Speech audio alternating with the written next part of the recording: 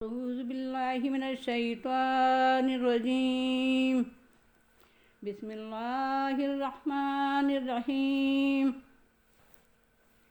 يا أيها الذين آمنوا اتقوا الله وابتغوا إليه الوسيلة وجاهدوا في سبيله لعلكم تفلحون. إن الذين كفروا لو أن لهم ما في الأرض جميعا ومثله معه ليفتدوا به من عذاب يوم القيامة ما تقبل منهم ولهم عذاب أليم. يريدون أن يخرجوا من النار وما هم بخارجين منها ولهم عذاب مقيم. والسارق والسارقة فاقطعوا أيديهما جزاء بما كسبا نكالا من الله والله عزيز حكيم. فمن تاب من بعد ظلمه وأصلح فإن الله يتوب عليه إن الله غفور رحيم. ألم تعلم أن الله له ملك السماوات والأرض يعذب من يشاء ويغفر لمن يشاء والله على كل شيء قدير. يا أيها الرسول لا يحزنك الذين يسارعون في الكفر من الذين قالوا آمنا بأفواههم ولو تؤمن قلوبهم ومن الذين هادوا سماعون للكذب سماعون لقوم آخرين لم يأتوك يحرفون الكلم من بعد مواضعه يقولون إن أوتيتم هذا فخذوه إن لم تؤتوه فاحذروه ومن يرد الله فتنته فلن تملك له من الله شيئا أولئك الذين لم يرد الله أن يطهر قلوبهم لهم في الدنيا خزي ولهم في الآخرة عذاب عظيم. اے ایمان والو، اللہ سے ڈرو، اس کے عذاب اور نافرمانی سے بچنے کی فکر کرو اور اس کے احکام اور نواہی کی پابندی کرو اور اس کا تقرب حاصل کرنے کے لیے اطاعت اور عبادت کے ذرائع اختیار کرو اور اس کی راہ میں سرگرم عمل رہو، شاید کہ تم فلاح پا جاؤ. یقیناً وہ لوگ جنہوں نے کفر، انکار اور ناشکری کی روش اختیار کی، اللہ سے نہیں ڈرے، اس کی معصیت سے نہیں بچے، اس کا تقرب حاصل کرنے کے ذرائع اختیار نہیں کیے اور اس کی راہ میں سرگرم عمل نہیں رہے. اگر ان کے پاس زمین میں جو کچھ ہے سب ہو اور اتنا ہی اور بھی ہو اور اس کو دے کر روز قیامت کے عذاب سے بچنا چاہیں تو ان سے قبول نہیں کیا جائے گا اور ان کے لیے دردناک عذاب ہوگا. وہ دوزخ سے نکلنا چاہیں گے مگر وہ اس سے نہیں نکل سکیں گے اور ان کے لیے قائم رہنے والا عذاب ہوگا. اور چوری کرنے والا مرد اور چوری کرنے والی عورت دونوں کے ہاتھ کاٹ دو. ان دونوں کے کرتوت کی سزا اللہ کی جانب سے عبرتناک عذاب کے طور پر، اور اللہ قوت و غلبہ والا اور حکمت کا مالک ہے. اور جس شخص نے ظلم کے ارتکاب کے بعد توبہ کر لی اور اپنے کو سدھار لیا تو یقیناً اللہ تعالیٰ اس کی توبہ قبول کر لے گا. یقیناً اللہ تعالیٰ بخشنے والا اور رحم کرنے والا ہے. کیا تم نہیں جانتے کہ اللہ ہی کے لیے ہے بادشاہی آسمانوں اور زمین کی؟ وہ جس کو چاہے گا عذاب دے گا اور جس کو چاہے گا بخش دے گا، اور اللہ ہر چیز پر قدرت رکھنے والا ہے. اے اللہ کے رسول، آپ کو حزن و ملال میں مبتلا نہ کریں. وہ لوگ جو کفر میں سرگرمی دکھا رہے ہیں ان لوگوں میں سے جنہوں نے اپنے منہ سے آمنا، ہم ایمان لے آئے کہہ دیا اور ان کے دل میں ایمان نہیں لائے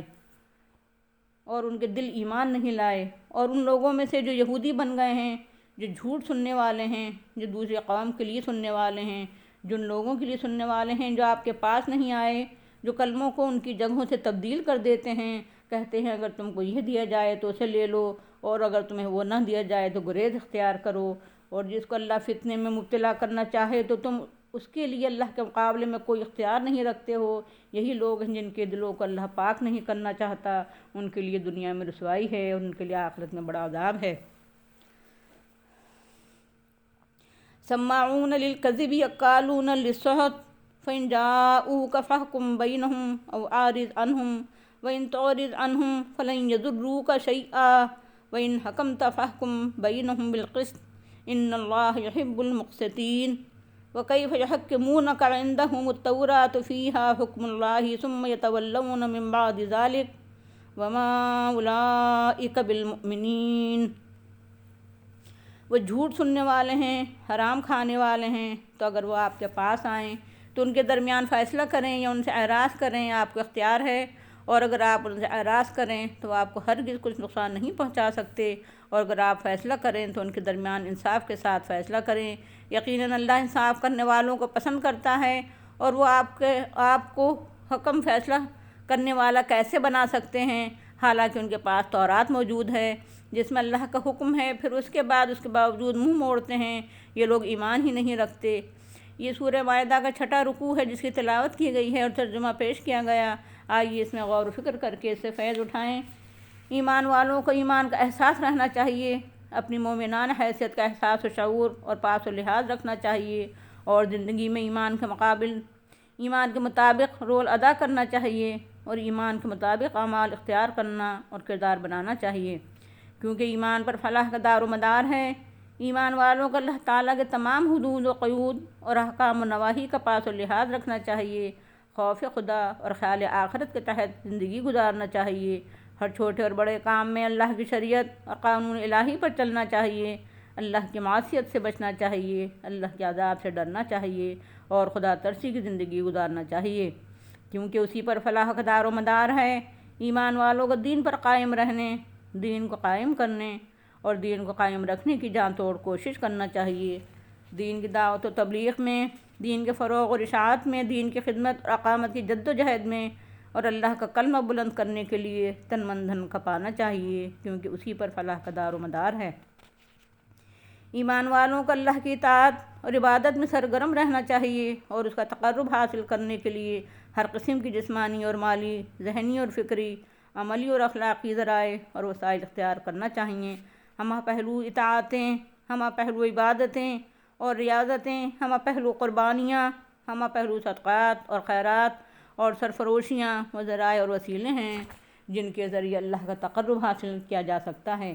چنانچہ علامہ صابونی لکھتے ہیں: ای خافوا عقابہ واطلبوا ما یقربکم الیہ من طاعتہ و عبادتہ، قال قتادۃ تقربوا الیہ بطاعتہ والعمل بما یرضیہ، یعنی اس کے عذاب سے ڈرو اور طلب کرو وہ وسیلے جن سے اس کا تقرب حاصل ہو، یعنی اس کی اطاعتیں اور عبادتیں۔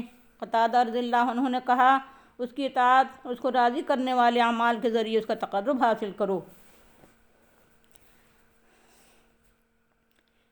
نیز وابتغوا الیہ الوسیلۃ کے تحت امام نصفی رحمۃ اللہ علیہ لکھتے ہیں: یا کل ما یتوسل بہ ان یتقربوا من قرابۃ او ضیعۃ او غیر ذلک فاستعیرت لما یتوسل بہ الی اللہ تعالی من فعل الطاعات و ترک السیئات۔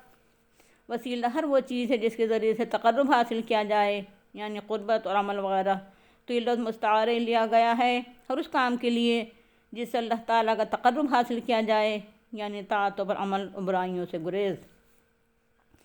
غرض کہ ایمان اور تقویٰ دونوں کا تقاضا ہے کہ جو ذرائع اور وسیلے بھی ہوں، جو عبادتیں اور اطاعتیں اور ریاضتیں اور قربانیاں اور سرفروشیاں ہوں، سب کے ذریعے اللہ کا تقرب حاصل کرنا چاہیے، کیونکہ کسی بھی غیر اللہ کا تقرب حاصل کرنا ایمان اور تقویٰ دونوں کے منافی ہے۔ وابتغوا الیہ الوسیلۃ کی وضاحت اس سے پہلے کے الفاظ کے ذریعے بھی ہوتی ہے اور بعد کے الفاظ کے ذریعے بھی ہوتی ہے۔ اس کے فوراً بعد فرمایا: وجاہدوا فی اللہ حق جہادہ، اور اس کے راہ میں سرگرمی کا ثبوت دو، اور اس کے دین پر چلنے کے لیے، اس کے دین کو غالب نافذ کرنے کے لیے، اس کے کلمے کو بلند کرنے کے لیے، بھلائیوں کا حکم دینے اور برائیوں سے باز رکھنے کے لیے، اور حق کی شہادت کا حق ادا کرنے کے لیے تن من دھن کھپاؤ، کیونکہ یہی اس کا تقرب حاصل کرنے کا وسیلہ ہے۔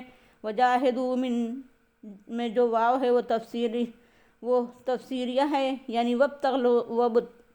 وابتغوا الیہ الوسیلۃ کی وضاحت وجاہدوا فی اللہ حق جہادہ سے ہوتی ہے۔ بہرحال ایمان، تقویٰ اور اللہ کے تقرب کے لیے طاعت و عبادت کرنا، ہر طرح کی قربانیاں دینا اور سرفروشیوں کا ثبوت دینا اور اس کے راہ میں جہاد کرنا، وہ اعمال و خوبیاں ہیں جن سے فلاح وابستہ ہے، دنیا سے لے کر آخرت تک کی فلاح۔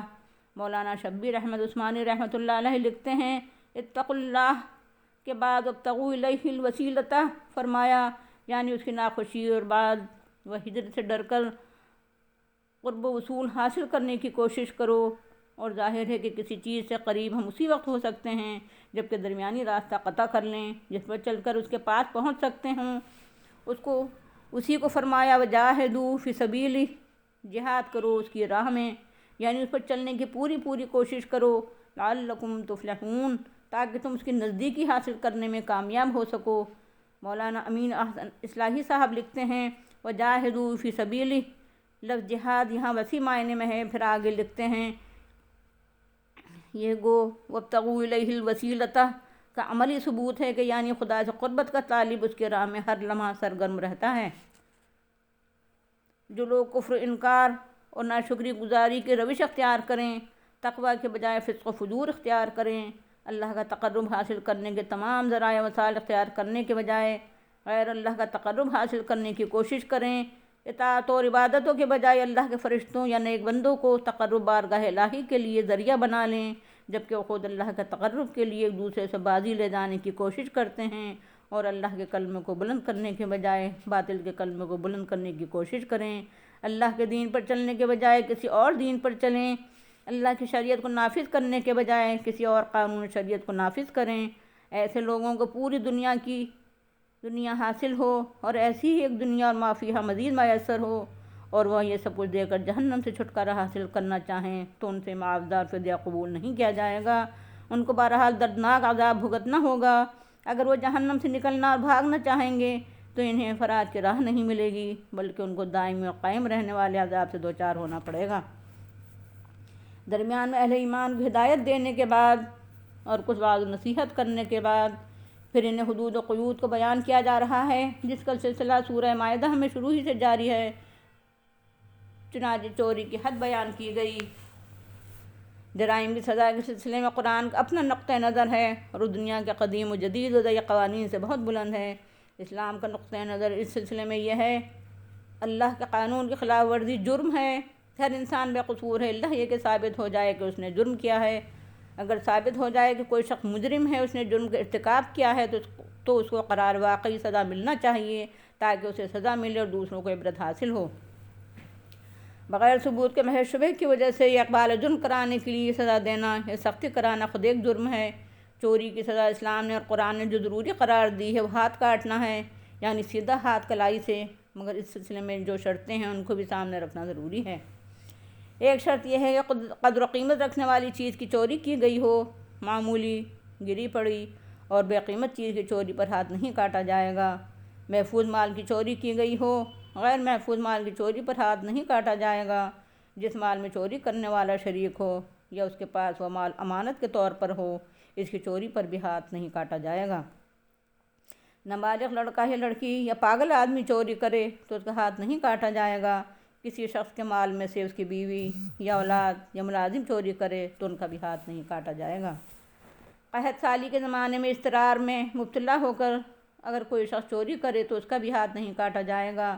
اسلامی حدود قوانین نافذ کرنے والی حکومت ہی ہاتھ کاٹ سکتی ہے، کسی اور کو قانون ہاتھ میں لینے کی اجازت نہیں ہوگی۔ اللہ عزیز ہے، یعنی اسے غلبہ اقتدار حاصل ہے، بندوں کو چونو چرا کرنے کا کوئی حق نہیں ہے۔ اللہ جو چاہتا ہے حکم دیتا ہے اور قانون بناتا ہے، مگر وہ حکیم بھی ہے، اس کا کوئی حکم، اس کی کوئی ہدایت، اس کے دستور اور قانون اور شریعت کی کوئی دفعہ حکمت اور مصلحت سے خالی نہیں ہوتی۔ ہر اصول اور قانون میں ایک نہیں ہے، بے شمار فوائد اور خوبیاں ہوتی ہیں جن سے بندوں کو ہی فائدہ پہنچتا ہے۔ اللہ تو بے نیاز ہے۔ جن کی سزا پانے سے مجرم کا گناہ معاف نہیں ہوتا، سزا پانے کے باوجود وہ آخرت میں عذاب سے دوچار ہوگا۔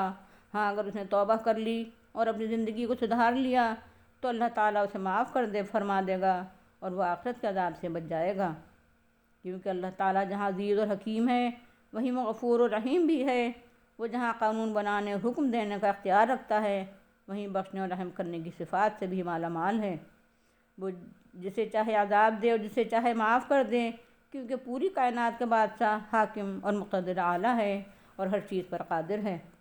حضرت صلی اللہ علیہ وسلم بہرحال انسان تھے، ایمان، اذعان اور ایقان اور نبوت اور ختم نبوت کے اعلیٰ ترین منصب پر فائز تھے، لیکن چونکہ بشر تھے اس لیے مخالفین کی مخالفتوں، شرارتوں اور ریشہ دوانیوں سے متاثر ہوتے تھے، رنج و ملال میں مبتلا ہو جاتے تھے۔ اسی لیے اللہ تعالیٰ نے قرآن میں بار بار آپ صلی اللہ علیہ وسلم کی تسلی و تشفی کے لیے آیات نازل فرمائی ہیں۔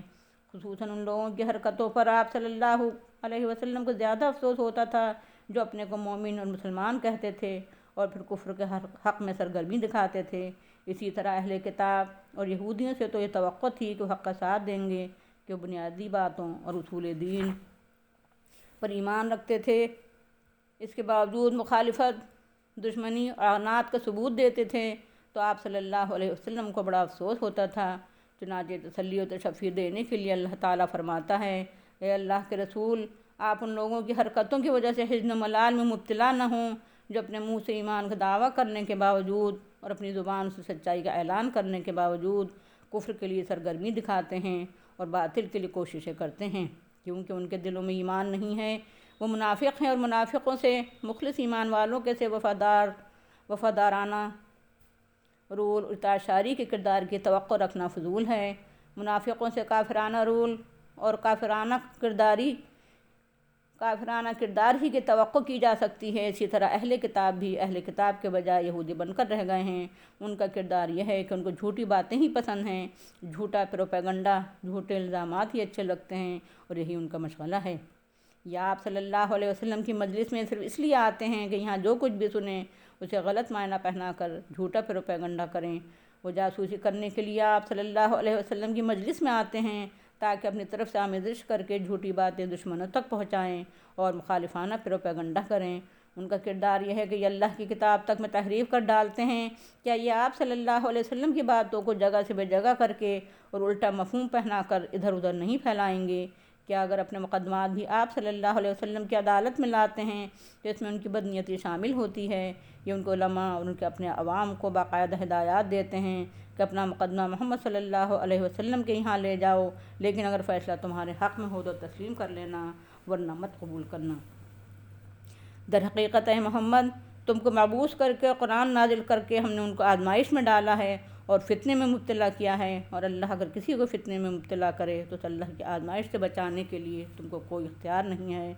دراصل بات یہ ہے کہ ان کے کرتوت کی بنا پر اللہ ان کے دلوں کو پاک نہیں کرنا چاہتا، ان کے لیے دنیا میں رسوائی ہے اور آخرت میں ان کے لیے بڑا عذاب ہے۔ یہ لوگ جھوٹ سننے والے اور حرام کھانے والے ہیں، یعنی ان کی عدالتوں میں جو قاضی، جج اور منصف ہیں جھوٹی گواہیوں کے ذریعے اور رشوت لے کر فیصلہ کر دیتے ہیں۔ اگر یہ لوگ آپ صلی اللہ علیہ وسلم کی عدالت میں مقدمہ لائیں تو آپ کو اختیار ہے کہ ان کا مقدمہ لیں یا نہ لیں۔ اگر آپ ان کا مقدمہ نہیں لیں گے اور اعراض کریں گے تو آپ کا بال بیکا نہیں کر سکیں گے، اور اگر آپ صلی اللہ علیہ وسلم ان کا مقدمہ لیں تو انصاف کے تقاضے پورے کیجیے، کیونکہ اللہ تعالیٰ انصاف کرنے والوں کو پسند فرماتا ہے۔ یہ لوگ آپ صلی اللہ علیہ وسلم کی عدالت میں مقدمہ لانے میں مخلص نہیں ہیں۔ اگر یہ لوگ مخلص ہوتے تو تورات رکھتے ہوئے جس میں اللہ کا حکم موجود ہے وہ اس سے منہ کیوں موڑتے؟ ان سے منہ موڑنا اس بات کا ثبوت ہے کہ یہ مومن نہیں ہیں۔ پھر یہ آپ صلی اللہ علیہ وسلم کو حکم کیسے بنا سکتے ہیں؟ وہ تو در حقیقت کسی طرح اپنے مطلب کا فیصلہ حاصل کرنا چاہتے ہیں۔ اسی کردار کے لوگوں سے آپ کیا توقع رکھتے ہیں؟ اس لیے آپ صلی اللہ علیہ وسلم کے ساتھ جو کچھ سلوک کر رہے ہیں اس پر افسوس نہ کیجیے۔ اس رکوع کے کچھ نکات ہیں جو یہ ہیں: فلاح کا مدار چند چیزوں پر ہے: ایمان، تقوی، تقرب کے ذرائع اختیار کرنا، جہاد۔ ایمان، تقوی اور اللہ کا تقرب حاصل کرنے کے لیے اطاعتیں اور عبادتیں انجام دینا اور اللہ کے راستے میں جہاد کرنا، یہی کام وسیلہ ہیں۔ اہل کفر کے پاس اگر دنیا و ما فیہا اور اسی قدر مزید ہو اور وہ اس کے ذریعے جہنم سے بچنا چاہیں تو معاوضہ ان سے ہرگز قبول نہیں کیا جائے گا۔ کافر اگر جہنم سے فرار اختیار کرنا چاہیں تو اس کا بھی موقع ان کو نہیں ملے گا۔ چوری کی سزا قطعیت یعنی ہاتھ کاٹنا ہے، یہ سزا بھی ہے اور دوسروں کے لیے عبرت بھی ہے۔ دنیا میں شرعی سزا نافذ ہونے سے گناہ معاف نہیں ہوتا، اس کے لیے توبہ ضروری ہے۔ اللہ تعالیٰ عزیز اور مقتدر اعلیٰ ہے، اسے اختیار ہے جو چاہے قانون بنائے، مگر وہ حکیم بھی ہے اور اس کا ہر حکم اور قانون حکمتوں سے معمور ہوتا ہے۔ منافق اور یہودی جو کافرانہ رول ادا کر رہے ہیں اس پر افسوس کرنے کے بجائے ان سے ہوشیار رہنا چاہیے۔ اسلامی عدالت میں اگر مخالف اپنا مقدمہ لائیں تو ان کا فیصلہ بھی انصافی کے ساتھ کرنا چاہیے۔ وآخر دعوانا الحمد للہ رب العالمین۔ السلام علیکم ورحمۃ اللہ وبرکاتہ۔